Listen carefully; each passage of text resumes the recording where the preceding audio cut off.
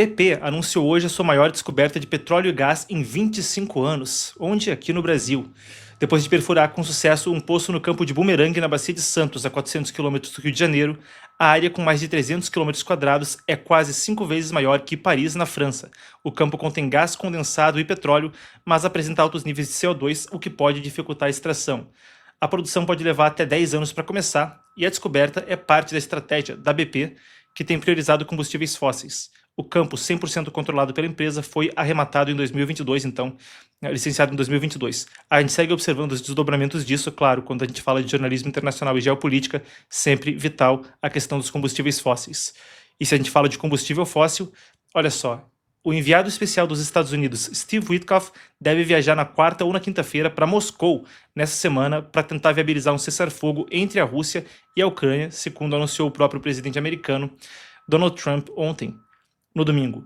Isso é importantíssimo, ocorre dias antes do prazo final dado por Trump ao presidente russo Vladimir Putin para aceitar um cessar-fogo ou haveria tarifas secundárias que poderiam até mesmo afetar o Brasil, tarifas secundárias quanto ao petróleo russo, quanto a algumas questões no comércio, significando que as tarifas que cairiam sobre a Rússia poderiam cair também sobre o Brasil.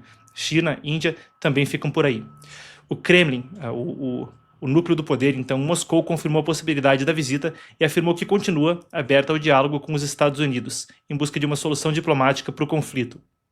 Agora, a gente vai de um conflito no leste da Europa para outro no Oriente Médio.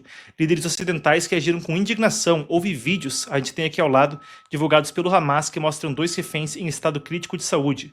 Esses vídeos têm circulado no mundo, aparentemente encenados, e com os reféns dizendo aquilo que o Hamas lhes pediu que falassem.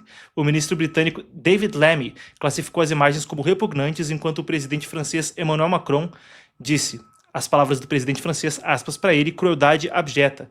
Os vídeos são dos reféns Rom Braslavski, que tem 21 anos, e Eviatar David, de 24 anos, que estão muito debilitados, visivelmente debilitados, depois de meses em cativeiro, ou melhor dizendo, agora anos em cativeiro.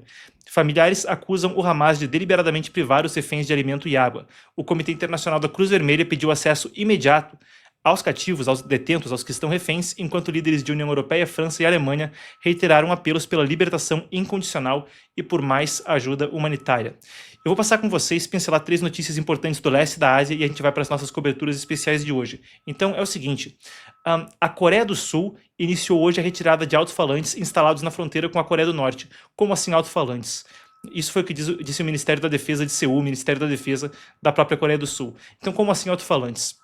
A situação é a seguinte, ficavam alto-falantes ali na fronteira entre os 2 países e transmitiam anúncios da Coreia do Sul para o norte, às vezes era até música de K-pop, mas também todo tipo de coisa, cultura ocidental e mensagens quanto à cultura da Coreia do Sul e as diferenças entre os 2 países. Isso é parte de um novo esforço do governo de Lee Jae-myung, que é o novo presidente da Coreia do Sul, depois que o anterior, o Yoon Suk-yeol, em dezembro de 2024, quem acompanhava aqui com a gente vai lembrar, houve um estado de sítio aí, as pessoas alegaram um golpe de estado, ele passou por um impeachment e agora há um novo presidente que o governo antigo diz é um pessoal que está com a China, está com a Coreia do Norte e chamou eles de conspiradores comunistas. Então esse novo governo, até por isso a notícia é importante, está tentando reduzir as tensões com Pyongyang. As transmissões já tinham sido desligadas antes desses megafones serem removidos em junho. No entanto, o governo de Kim Jong-un, o governo da Coreia do Norte, rejeitou a aproximação e afirmou não ter interesse em retomar conversas.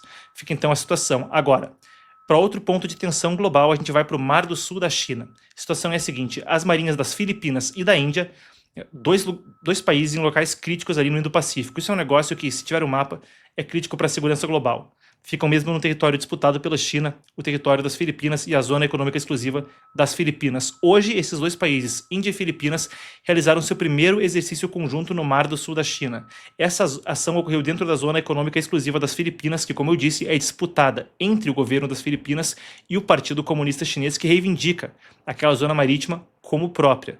Isso coincidiu com a visita do presidente Ferdinand Marcos, das Filipinas, à Nova Delhi, a capital da Índia.